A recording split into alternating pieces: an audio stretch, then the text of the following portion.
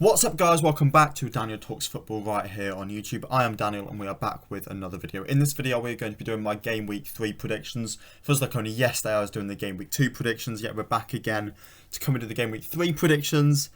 Final games of the group stages this, so we'll be saying goodbye to half the teams after these games. Some really big games for a lot of sides, and yeah, we'll get straight into it with Group A. But before we do that, I need to ask you to like the video, comment down below, and also subscribe to the channel. Lots of content coming at you recently, so make sure you turn that notification bell on as well. Also, go over and follow the Instagram and the TikTok, Daniel Talks Football on both. Trying to be as consistent as possible at the moment, but with uploading so much on here, it's hard to get shorts and TikToks and reels out. But I'm trying as hard as I can. Anyway, Group A, and we will start with Ecuador versus Senegal. Now, for Ecuador versus Senegal, I've said it's going to be a 1-1 draw. I think both sides will want to win this game because whoever wins it, they end up going through. If it is the draw, that means that Ecuador will be going through and Senegal will be going out, which means that I'm gutted for Senegal for this. I could see Senegal winning this one, but I want to back the underdog. I want to go for a draw with Ecuador. I think Eder Valencia will get the goal for Ecuador. I still feel like Senegal could be completely fine and they could win this one 2-3-0. As could Ecuador. Both sides have been really good so far. It's a tough one to predict, but I'm going to go for 1-1. The other game in Group A is Netherlands versus Qatar. Now this one, I'm going for an absolute smashing for Netherlands. I'm going to go 5-1 to the Dutch. I just don't think Qatar can handle them. So yeah, I'm going to go 5-1 to Netherlands. Next up, we have Group B, and the first game in Group B is Wales versus England. Now, I think England are going to win this one.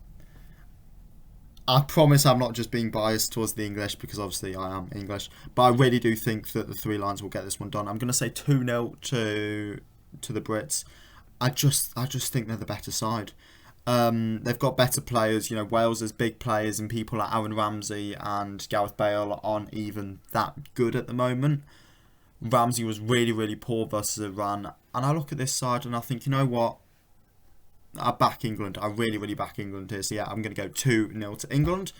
Iran versus the US next, and for this one I'm going to go a 1-1 draw. Whoever wins this one will end up going through, and if it is a draw, it looks like it will be Iran that go through, which means the US will be knocked out. I just think both sides will play really well. It'll be end-to-end football. It'll be a really good game. Yet Iran are going to get the better of the US. I've got a video coming out later today. I want to say maybe it was early today. I don't know, at some point today, talking about each side, and I say in that the US, they're a good side and they've got a lot of good players, but it might just be a World Cup too early for them. They need to wait until the next one in 4 years. And I agree with that. I think the US could be going out here. So yeah, I'm going to put that one to be 1-1 with Iran going through. Next up, we have Group C. And the first game in Group C is Saudi Arabia versus Mexico. Now, again, Group C, it's another really good group. You've got Saudi Arabia on 3 points in third, and Mexico with 1 point in fourth. If Saudi Arabia win this game, they will go through. But I don't think they will. I think this is going to be a 1-1 draw, and I think that's going to take it then to the Argentina versus Poland game. I think Saudi Arabia are just going to get knocked out here, but I'm going to go for a 1-1 draw. Mexico finishing on 2 points, Saudi Arabia on 4. To get knocked out on 4 points is definitely tough, but I just don't think they're going to qualify. And then obviously you've got Poland versus Argentina. Poland currently top of the group with Argentina second. I think Argentina are going to get the win here. It's going to be a 1-0 win for the Argentines, which means Poland go through in second. If obviously Argentina score more than 3, then that could mean that Saudi Arabia get through if they do get that point like I've predicted. But yeah, I think it's going to be a win for Argentina and a draw for Saudi Arabia and Mexico. Moving into Group D now, and the first game in Group D is Tunisia versus France. I think this will be a routine win for France, to be honest. Tunisia have looked great as my one football stops loading. Sorry, Tunisia have looked great so far, and I think even just them picking up a point for this Tunisia side is completely fine. For the expectations for Tunisia coming into this tournament, just getting a point is great. And I think a lot of people will go, you know what, a point for Tunisia, that's really good. I don't think they're going to pick anything up from France. So I think France will go through top of the group with 9 points. And yeah, Tunisia to finish bottom. Then we've got Australia versus Denmark. Whoever wins this game will go through. If it's a draw, then it'll be Australia going through. Unless Tunisia can cause a massive upset. I think it's going to be Denmark winning it anyway. I've said it's going to be 1-0 to Denmark. The Danes haven't particularly impressed so far. But I still think they're better than this Australia side. Australia, they've got some good players, but as I say, I think the Danes are going to get it over them. It'll be a close game. It'll be a good game of football to watch. If I do watch one of these games, I'll probably watch Australia-Denmark over France-Tunisia. But I'm just tipping Denmark to go through, so I think it'll be a 1-0 win for Denmark. But again, a game of really solid football. Moving into Group E now, and the first game in Group E is Costa Rica versus Germany. Now, it seems to be a dead cert that Germany are going to win this, and then Spain are going to beat Japan, and Spain and Germany are both going to go through. This is my heart speaking more than my head. My head tells me to go with that, but I don't want to. So I'm going to predict Costa Rica to get a point. Yeah, I'm going to predict Costa Rica to get a point. Screw it. 1-1 draw, I think. Germany to finish bottom of the group. Costa Rica to get 4 points. If Spain win versus Japan, like I've predicted, a 2-0 win for Spain, then that means that Spain and Costa Rica will be going through. That is mental from me, and I am off my head. But screw it. Costa Rica are going to get a draw with Germany. A lost gasp, Campbell equaliser maybe from Costa Rica. And yeah, it's going to be a 1-1 draw. So, sorry Germans, but someone big needs to go out. I think you might be that, and I think you might be that side. And then, as I've mentioned there, Spain versus Japan. 2-0 win for Spain. I feel like Japan have lost their chance. They had that chance versus Costa Rica to just put them to bed, to put the World Cup to bed and get 6 points, which they would have got through. They tried to rest players for this Spain game, thinking that they would be fine in Costa Rica, and they obviously weren't. I think that's going to lose it's going to lose their momentum from the Germany game. And as I say, I think Japan are going out. The game will be remembered for a long time. But yeah, I can't see it happening. I'm sorry. Group F now.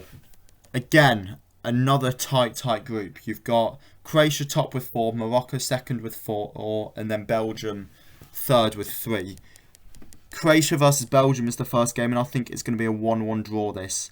That 1-1 draw it will put Belgium out if I've got my predictions. Morocco would need to lose by 3 goals, I think, for it not to put Belgium out, maybe 3 or 4 goals.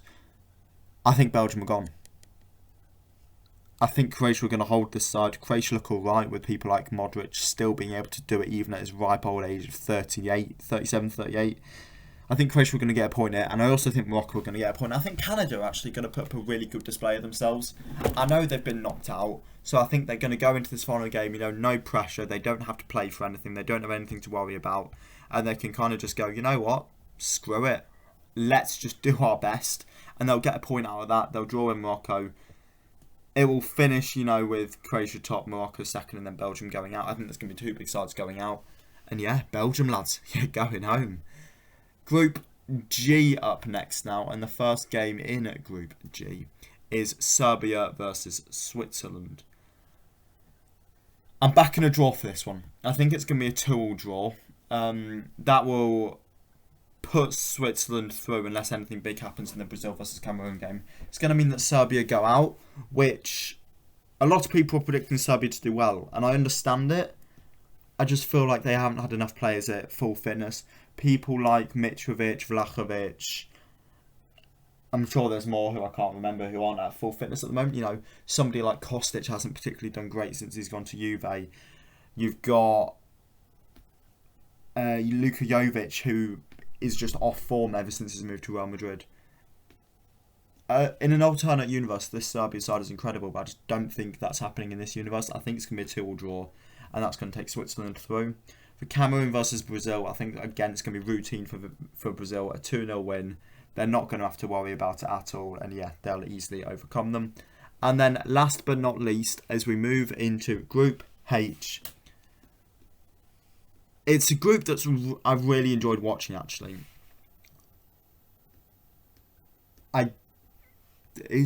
Hold up, I might need to check something for you here.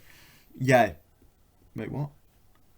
What game's going on at the moment? I'm recording while there's a game going on at the moment, by the way, which is always very risky. It's fine. It's in Group H where the game's going on. Portugal versus Uruguay. It's like 7:45 yesterday night as of you hearing this. Portugal on top on 4, Ghana second with 3, Uruguay third with 2, and then South Korea bottom with 1. That is only as of recording, so I won't be able to actually tell you what happens in this group because, I don't know how this result ends. Yeah, I'm going for a contentious decisions here. I've actually just realised that these results match up to what I've just picked for the other group. I think South Korea are going to nick a point off Portugal though.